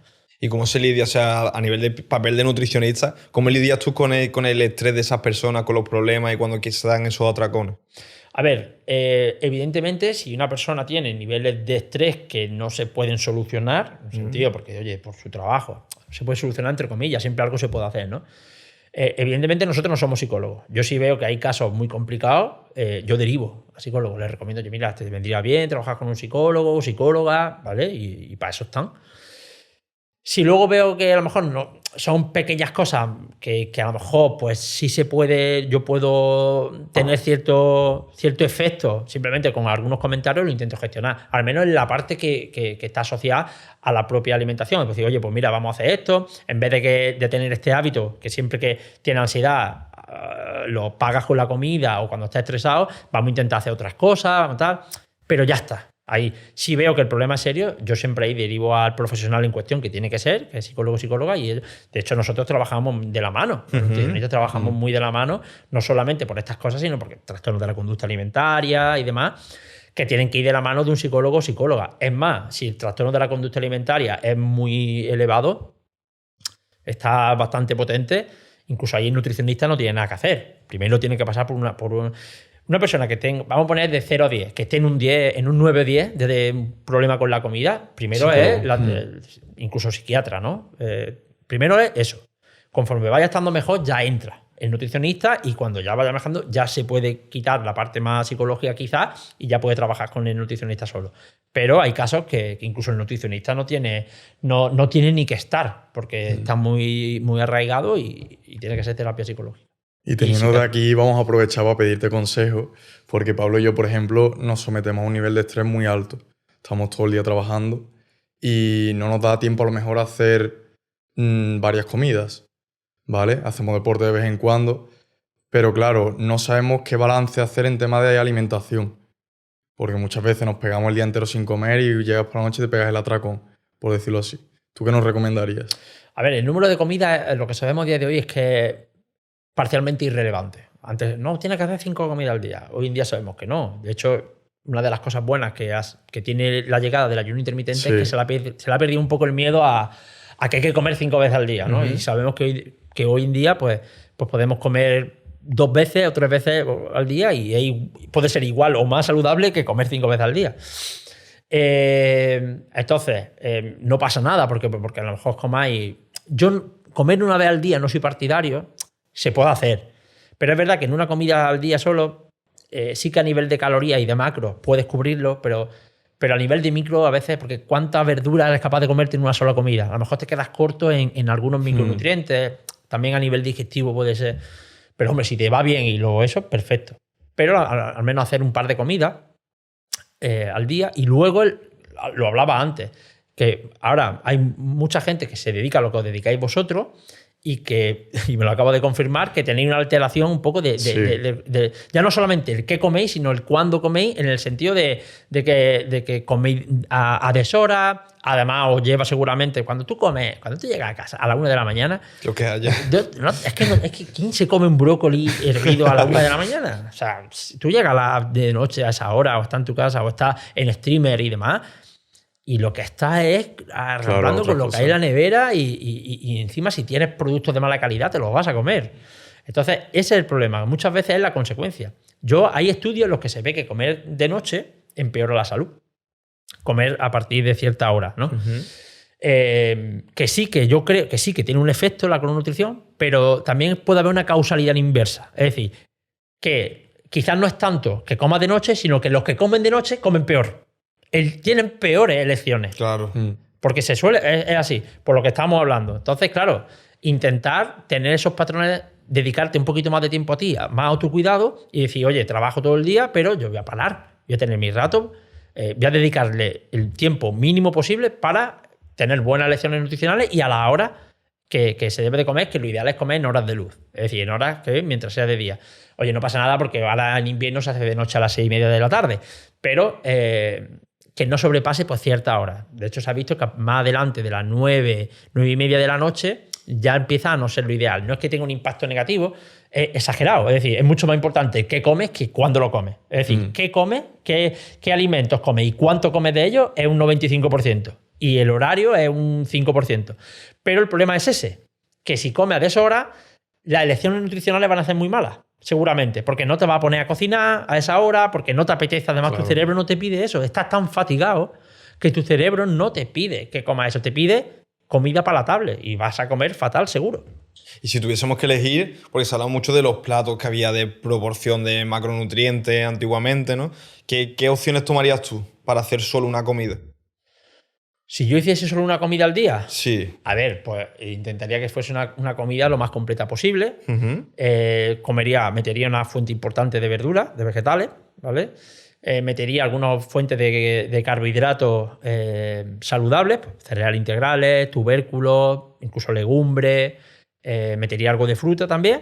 Y luego elegiría proteínas intentaría meter proteínas de buena calidad, Tiraría por algún tipo de carne magra, por algún pescado, combinando pescado azul con pescado blanco. Y también pues, podría meter algún lácteo, por ejemplo. Intentaría que fuese una comida bastante completa. El problema es ese, que si tu necesidad energética, porque además haces ejercicio, porque tú entrenas, me has dicho antes y demás, hay gente que lo puede hacer. Pero en una sola comida sí que, como he dicho antes, los macros y las calorías las puedes cubrir bien, pero a veces se puede quedar corto con el tema de los micronutrientes. Porque, ya te digo, de una sentada, ¿cuánta cantidad de...? A lo mejor me dices, sí, yo me puedo comer una fuente de ensalada. Digo, pues, vale, perfecto. Pero luego además también hay un sobreestrés, ¿no? A nivel intestinal. Tú eres joven, pero cuando pasa el tiempo te vas dando cuenta... Reflujo gástrico, ¿no? Empiezas a tener problemas y a veces hay un sobreestrés, ¿no? Claro, sí. Que, insisto, que esto porque habrá gente que diga, pues yo lo hago, me va de... Pues esto pasa a mucha gente, ¿no? A mí me funciona, pues yo lo hago. Pues yo tengo un tío que... Pues si te va bien, oye, adelante, pues perfecto. Si es que aquí no hay blanco ni negro, si aquí hay contexto. Pero claro, y en el caso de que, por ejemplo, hiciésemos una comida incluyendo la de que hacemos por la noche, pongamos que al mediodía almorzamos algo, esa comida te haría estar un poco más letárgico, ¿sí? ¿Te refieres a que si comes de noche o sea, no, si a la hora de, por ejemplo, si incluyésemos otra comida aparte de lo que es la cena, si esa comida nos haría que trabajásemos peor por el hecho de que te hace estar más letárgico, que sea ese pico de insulina, hace que... a ver, no tiene por qué. ¿Vale? No tiene por qué. A ver, que se eleve la glucosa, se eleve la insulina después de una comida es totalmente normal y fisiológico, ¿vale? Ese problema de letargia que se habla tanto. Sí. Primero, no existe tanto. Las hipoglucemias reactivas no se dan tanto como la gente se piensa. De hecho, hay estudios en los que se ve que comas lo que comas, pues siempre va a haber una subida y una bajada mayor o menor grado. Y lo que sí puede ocurrir es cuando tú consumes un exceso de azúcar simple en una comida, estoy hablando de un exceso, sí que puede tener una subida grande de glucosa. Cuando la glucosa está bajando, sube la insulina y te puede provocar una hipoglucemia reactiva. Que digo que, la mayoría de personas ni siquiera se dan cuenta de que tienen hipoglucemia, que esto no es que sea malo, cierta hipoglucemia reactiva. Es decir, hay un estudio que se publicó hace poco, es que todo el mundo tenía cierta bajada de glucosa, pero que nadie la percibía, la mayoría no la perciben como cansancio y demás.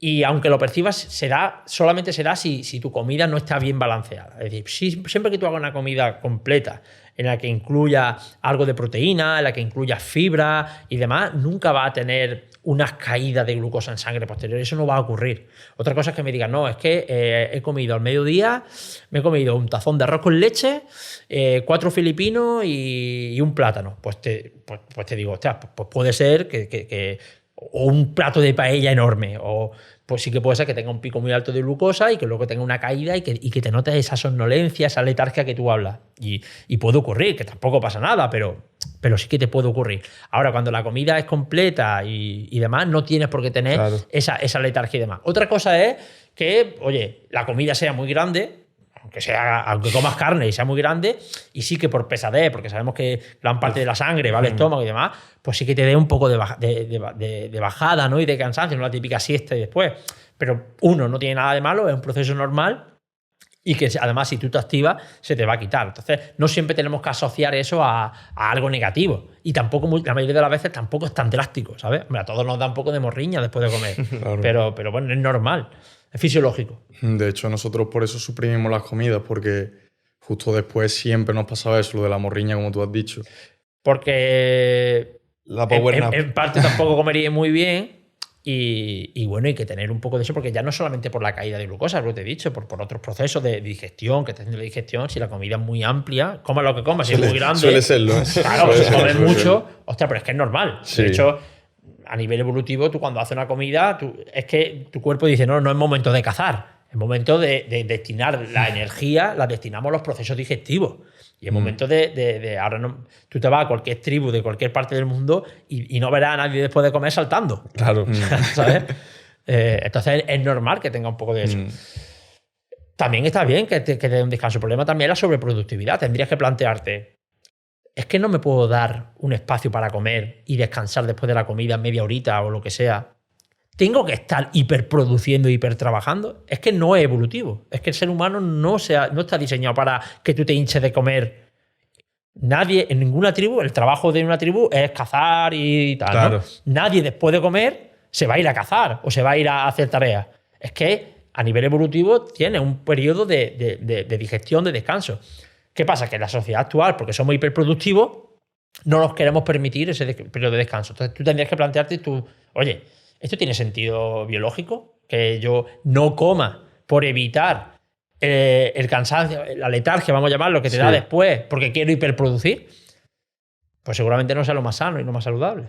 Y justo ahora que hablas de cazar, ¿qué impacto tiene en nuestro cuerpo el que en tan poco tiempo se hayan cambiado los hábitos que teníamos durante siglos y siglos?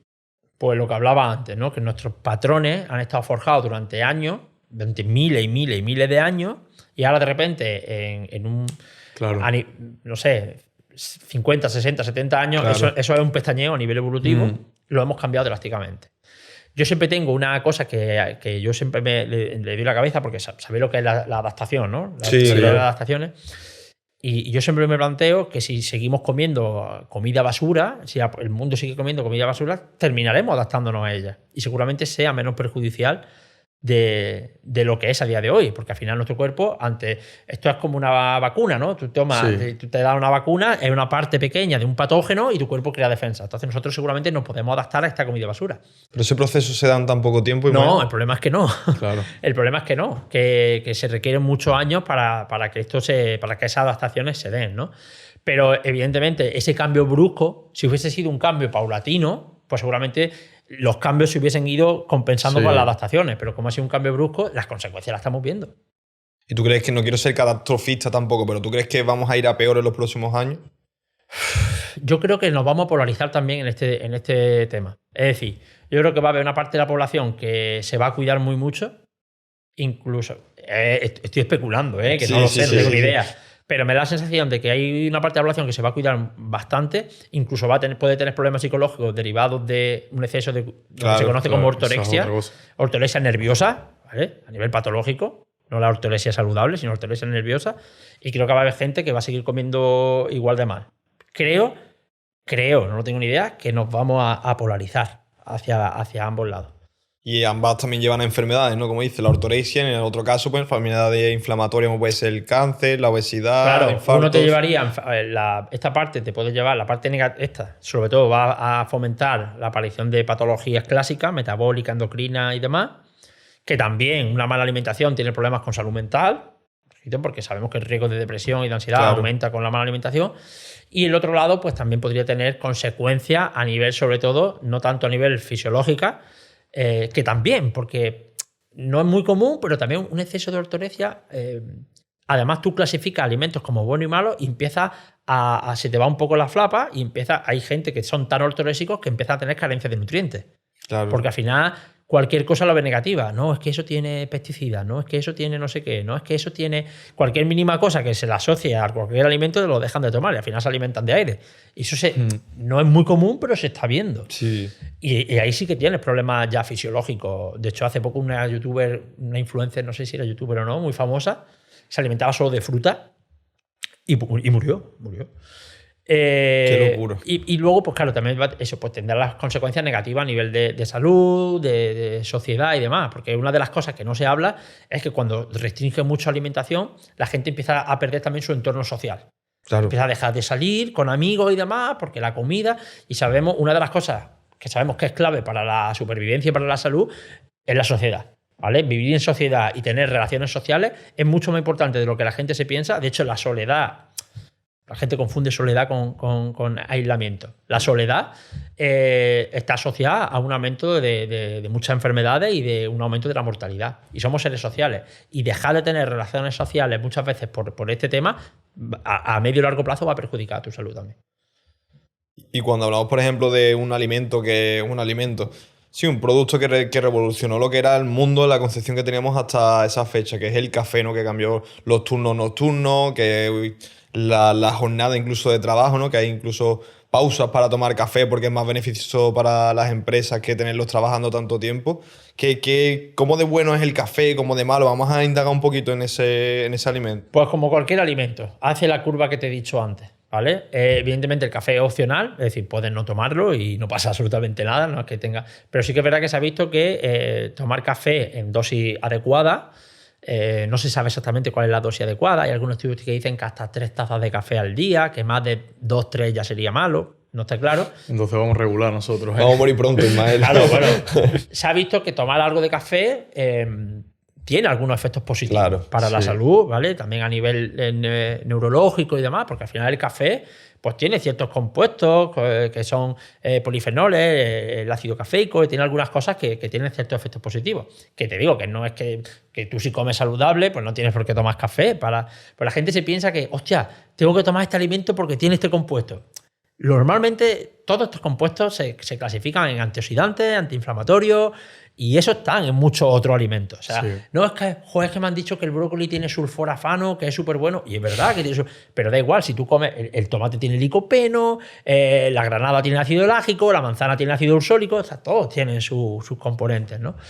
Y el café, bueno, pues tiene sus componentes saludables. Pero el problema es que un exceso debido al componente famoso que se llama cafeína, que a dosis baja, como te digo, incluso es neutra o incluso con efectos positivos, parece que a dosis más altas, pues sí que, en teoría, por encima de esos 3 cafés al día, sí puede tener algunas consecuencias negativas para la salud. El problema que yo veo aquí, sobre todo en adolescentes, es el exceso de refrescos con cafeína, ¿vale? De bebidas energéticas con cafeína, que tienen a veces tienen un contenido en cafeína que es 2 o 3 veces el contenido de un café, que se toman como el que toma agua, sin ser conscientes de que tiene un exceso de cafeína, y esto pues puede llevar a problemas como insomnio, irritabilidad, problemas de concentración, de ansiedad y demás, que se están viendo en gente joven. Si lo mezclas con alcohol es una bomba brutal. Claro. Y si te pasas tomando cafeína, ya te estoy hablando de bastante, ha habido casos reportados, no son frecuentes por suerte, de muerte, porque un exceso de cafeína, y hablo de bastante, te puede llevar a la muerte. Hablabas del alcohol, ¿cómo de perjudicial es realmente para nosotros? Porque es algo que está muy instaurado en nuestra sociedad. El alcohol es un tóxico, ¿vale? Y el alcohol es malo. El alcohol, ¿vale? No hay dosis buena, ninguna.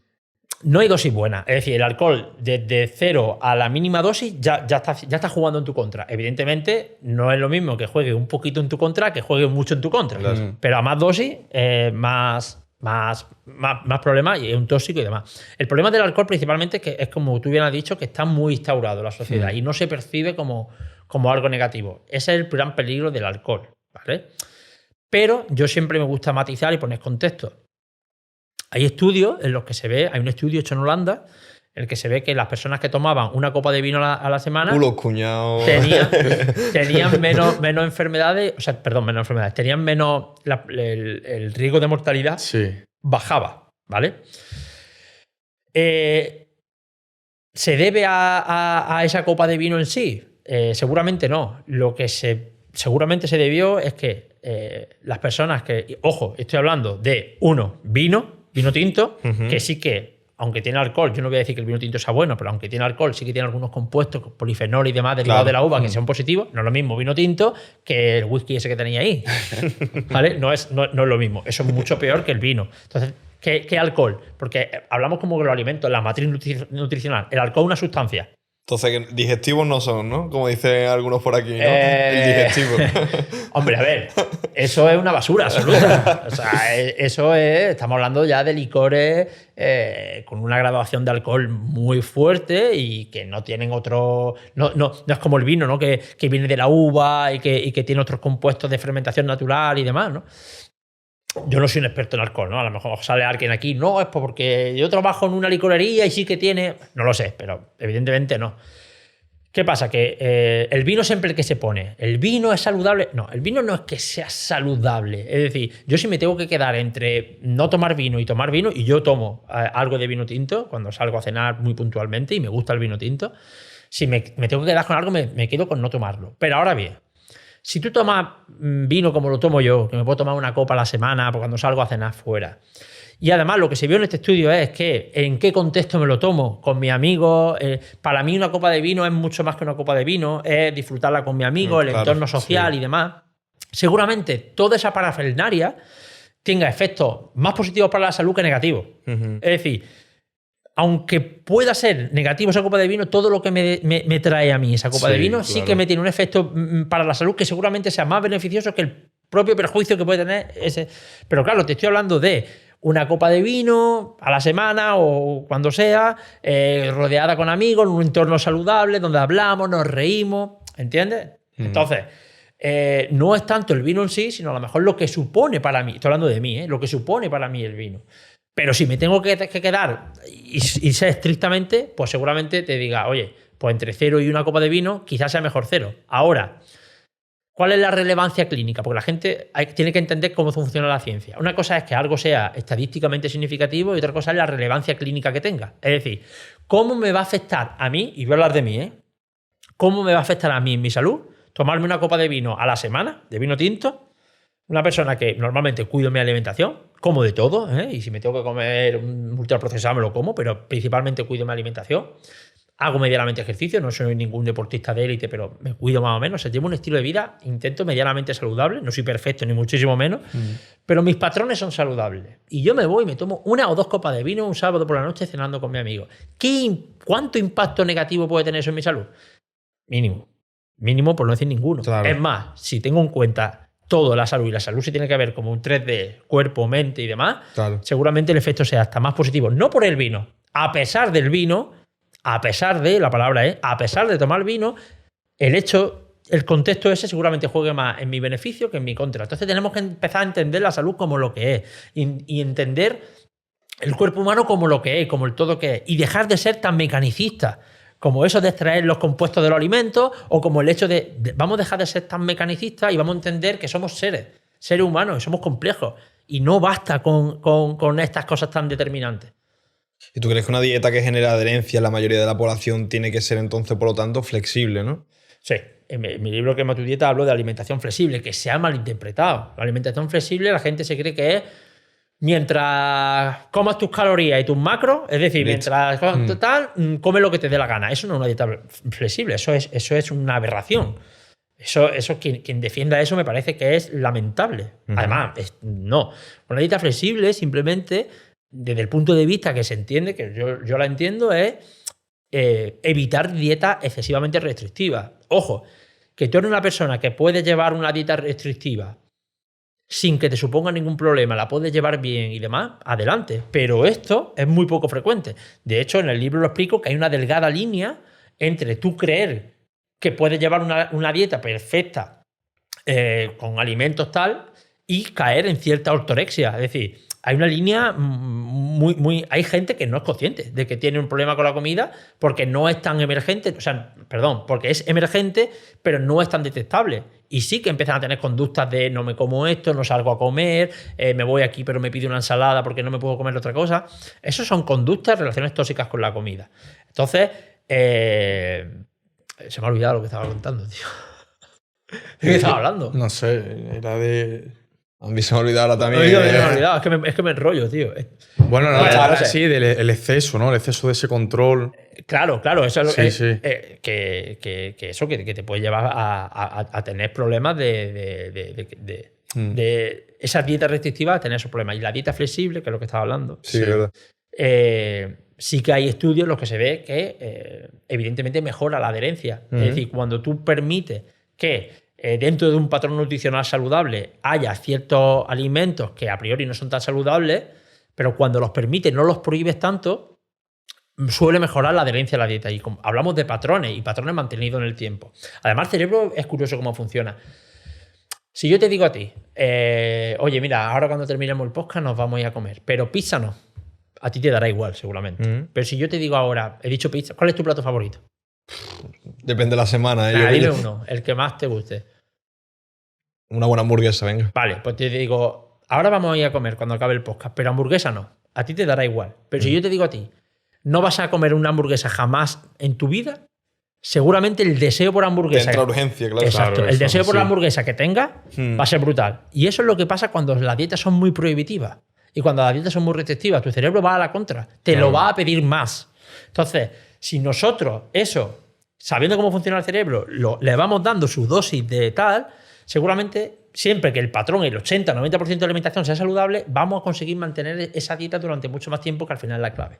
¿Qué sería? ¿Como con un sistema de refuerzo, por decirlo así? Sí, bueno, sería.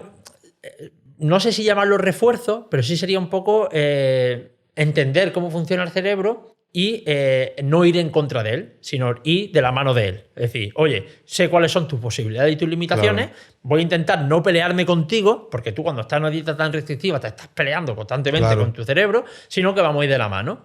Es como, pues eso, pues como un niño pequeño.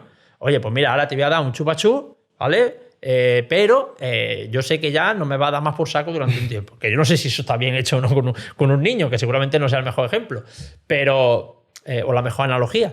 Pero con el cerebro sí que nos viene mejor.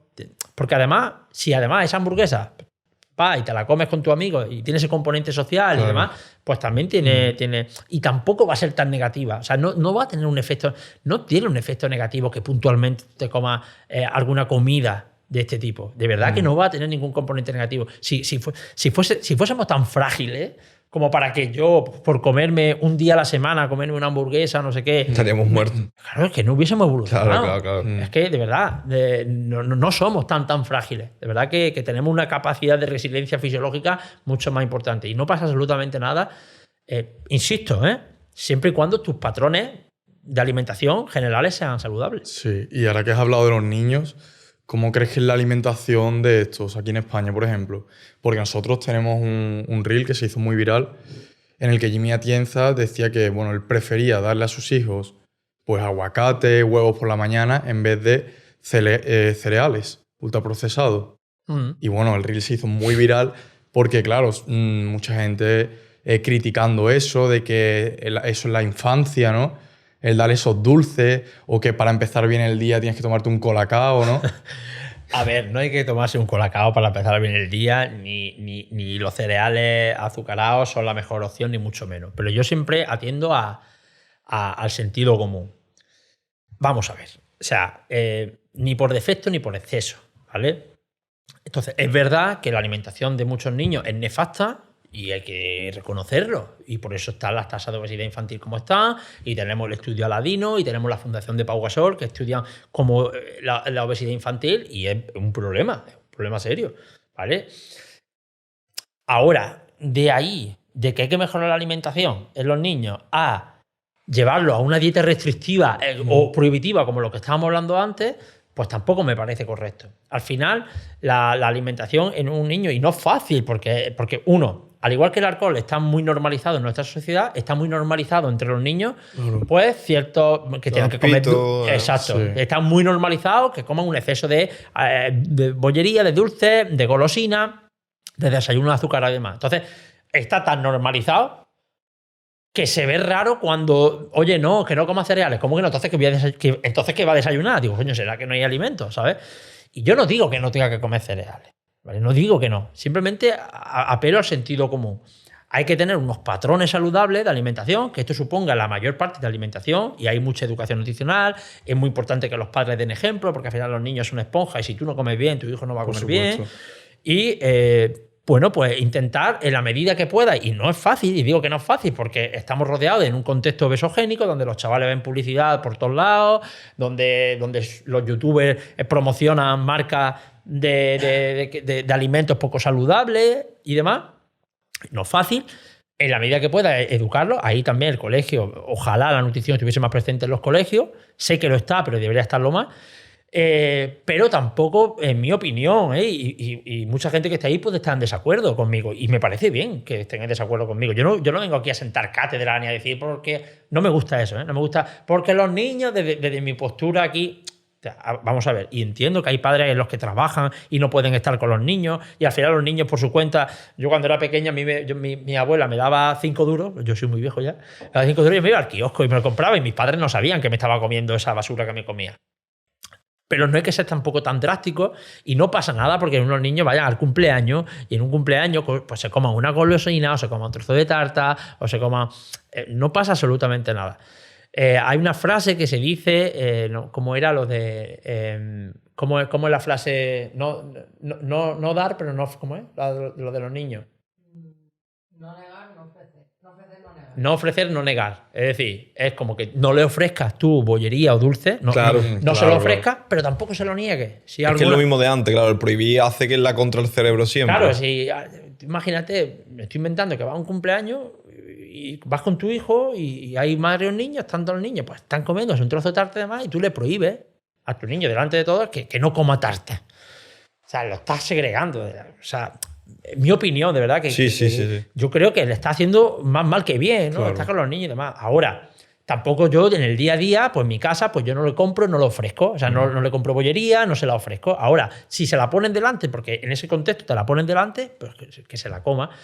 Es mi forma de verlo. Y te digo que respeto a todos. Pero no me gusta la gente pedante que te dice desde una posición a veces privilegiada, porque lo que te digo, los padres trabajan, cómo tiene que comer el niño y son excesivamente radicales. No me parece bien. Ahora, también hay que decir que los niños hoy en día, por desgracia, comen muy mal y que sí que hay que hacer un cambio en cómo comen. Ismael, ¿cómo podemos hacer para que la gente entienda un poco que el comer mal un día es un bache y no es el fin del todo, ¿no? Porque muchas veces lo que vemos es que alguien cuando se equivoca o no sigue esa dieta, se acabó la dieta y volvemos otra vez a antes, incluso peor, ¿no? Sí, esa es la dicotomía del ser humano, ¿no? Del todo o nada. Claro. Eso pasa mucho con la dieta. En la dieta es como que o lo hago perfecto o no lo hago. Claro. Y mucha gente empieza y lo hace perfecto todo. Pam, pam, pam. Ahora llega un día, se la salta y a tomar por saco. Claro. Pasa a corto plazo y a largo. Es decir, pasa de que tú lunes, martes comes bien y ahora llega el sábado. Sales, te tomas una cervecita, no sé qué, no sé cuánto, y dices, ya me la salto entera. Y te mete un atracón ese sábado y eso no funciona así realmente. Tú, oye, pues siempre digo, pues es mejor, pues yo qué sé, es mejor ninguna cerveza que una, mejor una que dos, mejor dos que tres. O sea, que también importa. Y eso de mandarlo todo a tomar por saco, o arruina la dieta entera. Es decir, coge y ya no solamente que ese día se deje llevar, sino que se deja llevar meses. Y dice, bueno, pues ya empezaré otra vez, o ya empezaré el lunes. Te digo, en mi libro Quema tu dieta abordo todas estas casuísticas, porque lo vemos mucho en consulta, ¿no? Y ahí juega un papel importante también la dieta flexible. Cuando tú llevas una dieta flexible, la necesidad de saltarte la dieta un sábado se reduce automáticamente. Cuando tú eres muy restrictivo, lunes, martes, miércoles, jueves, viernes, además, trabajando, llegando a casa, el martes discutiste con tu jefe, el jueves discutiste con tu pareja, el viernes tu hijo lo echaron del colegio, yo qué sé. No, cuando llega el sábado, tu cuerpo quiere dopamina y quiere salvaguardar todo lo que lleva toda la semana. Y tú, como un campeón o campeona, lo has estado haciendo toda la semana, pero llega el sábado y te lo ponen delante porque has quedado con los amigos, la lías.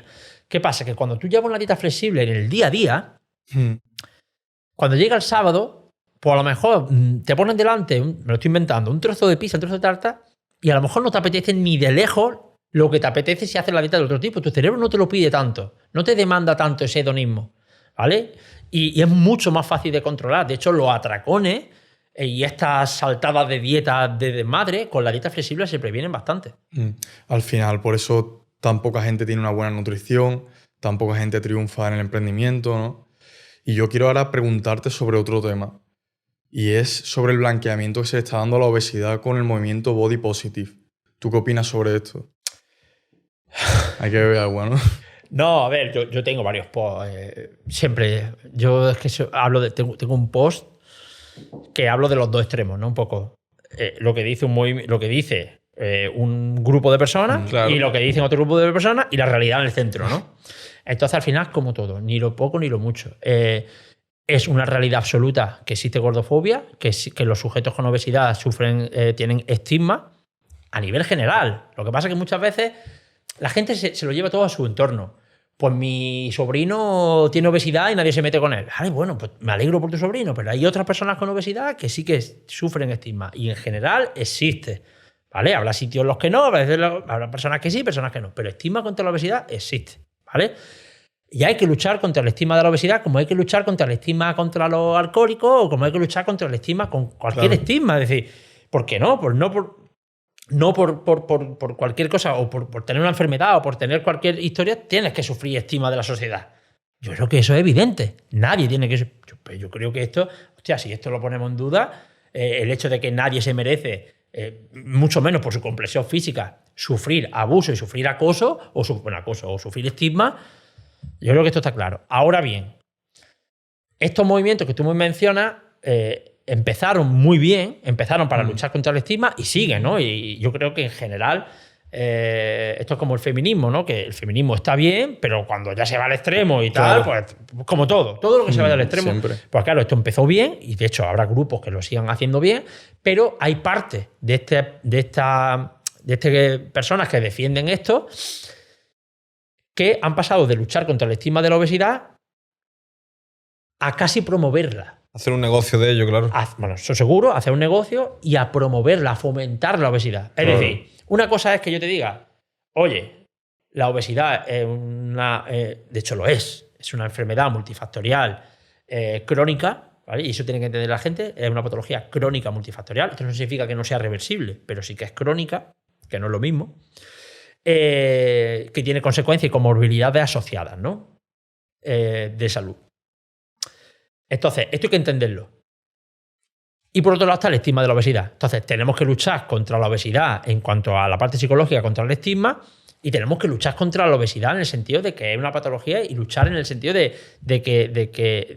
que más allá del componente estético, físico, que a mí eso me da igual. O sea, que a mí eso me da exactamente igual. Es el componente de salud. Porque sí que la obesidad, pues evidentemente, es un problema de salud. Y eso es lo que hay que prevenir. No podemos relajarnos ante un problema de salud tan grande como es la obesidad. No nos podemos relajar. Tenemos que seguir investigando y viendo tratamientos y viendo cómo hay que revertir eso.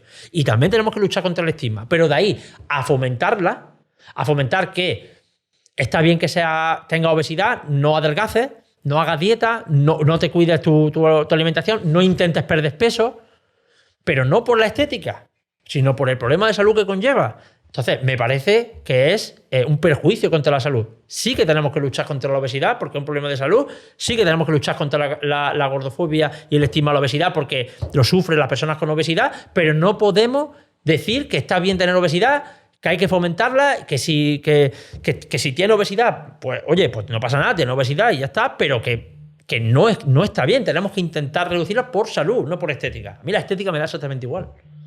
Pues nada, grandísima conversación, Ismael.